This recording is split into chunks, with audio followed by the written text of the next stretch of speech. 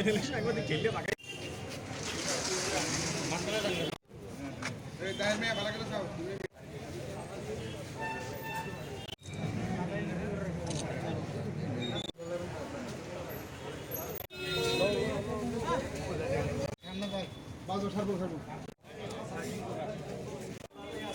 কই সব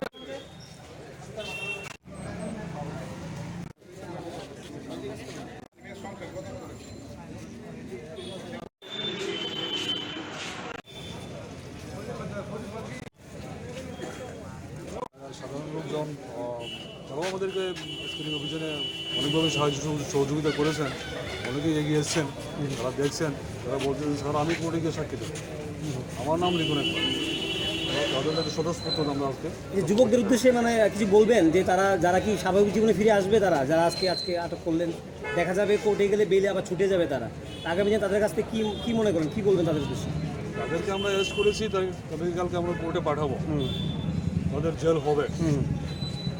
এবার জেল থেকে বের হয়ে যদি আবার সেই কাজে আবার লিপ্ত হয় তখন আবার অ্যারেস্ট হবে, তারপর তাদের বিরুদ্ধে আমরা আবার যা যা করার আমাদের আইনগত মোতাবেক পিটিএনডিবিএস যেটা হয় আমরা ওটা করবো।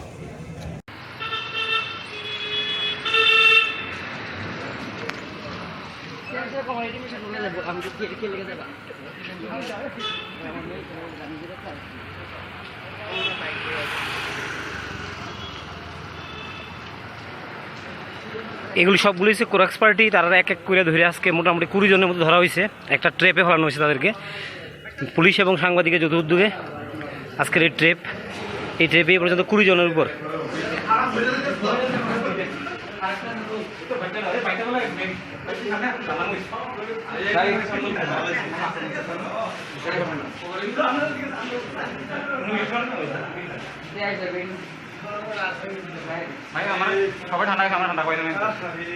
বাড়ি কোন জায়গা তোর? তোর বাড়ি কোন জায়গা? জামজুরি। মানা তোর বাড়ি কোন জায়গা? তাতে করে সবচেয়ে বেশি যাদের অবদান, যারা এই কাজে আমাদেরকে সবচেয়ে বেশি সাহায্য করেছেন, আমাদের এই এলাকার মিডিয়া বন্ধুরা এবং এই এলাকার সচেতন নাগরিকবৃন্দ আমাদেরকে যথেষ্টভাবে সাহায্য করেছেন।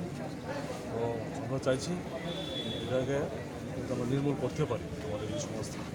কতজন স্যার আজকে আপনার মোট এরকম আজকে টোটাল যারা ড্রাগস বিক্রি করেন 20 জনকে আমরা গ্রেপ্তার করেছি এবং 6টা বাইক, কিছু বাইক, 6টা বাইক, তারপর মোবাইল 17টা তাদের কাছ থেকে আমরা উদ্ধার করি। কত টাকার মাল হবে স্যার আজকে আপনাদের অভিযান? মালের হিসাব যদি ধরে তো অ্যাকচুয়ালি তো এগুলি তো বাজার মূল্য কিছু হয় না, তো তবুও ধরেন 50,000 টাকা তো 50,000 টাকা। আগামীকালকে একই দিনে 20 জনের মতো আটক করলেন এবং তাও মদ বিক্রেতা এরকম ড্রাগস বিশেষ করে। তো এটা কি আগে কোনোদিন ঘটেছে এই ধরনের ঘটনা? আর কি পুলিশ স্টেশনে এই ধরনের কোনো অভিযান ছিল আগে অতীতে? আমরা বিগত দিনগুলিতে আমাদের এই যে প্রয়াস ড্রাগস ধরার ক্ষেত্রে সবসময় আমরা চালিয়ে যাচ্ছি এবং এমন কোনো সপ্তাহ বাদ নেই যে আমরা তার পেছনে কাজ করিনি এবং ড্রাগস ধরিনি।